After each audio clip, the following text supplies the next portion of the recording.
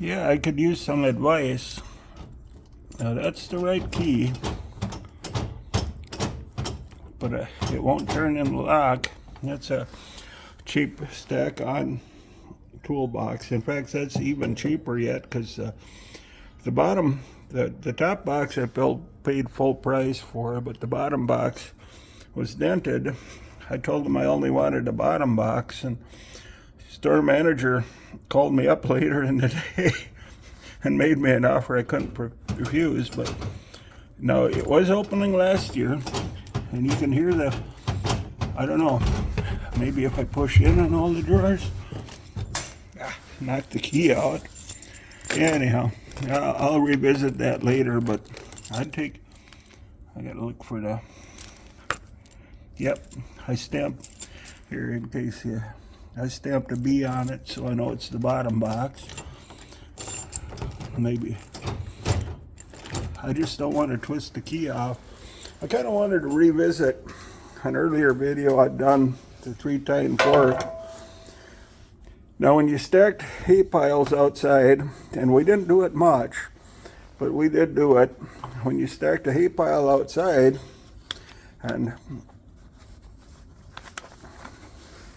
I knew one guy that could do that, who could top it so it'd split a raindrop, although a lot of people that grew up on farms in that era could.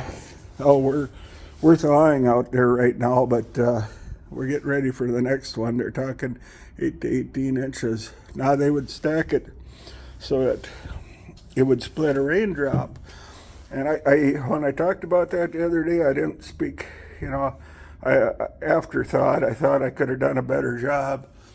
I just wanted to peek over there, 36 degrees on Cenex. That's inside, but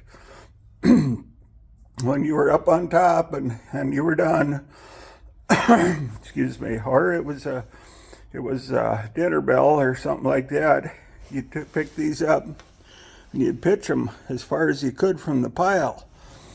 And the reason for that, and I heard it a few times in my life, you wanted to fork a ways from the pile, because what we used to do, we were skinny young guys then, and joints didn't ache, so we'd just walk to the edge of the stack and just slide down. You'd let your full length of your body slide down the side of the stack and let your joints absorb the shock.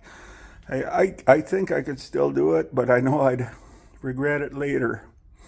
And on the other thing I kind of wanted to revisit, nothing really special, no brand name, it's beat up, but that was in that box that I paid $1 for.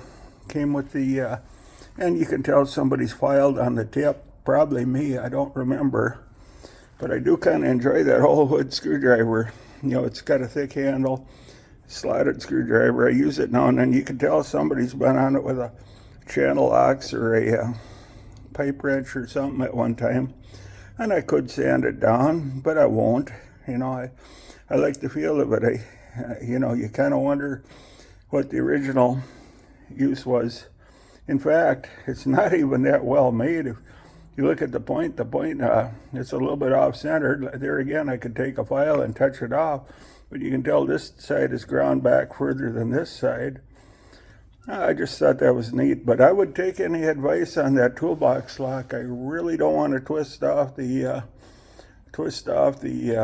key on that lock. Ultimately, I get in there, I'd oil all the mechanism, but anyhow, well, thank you.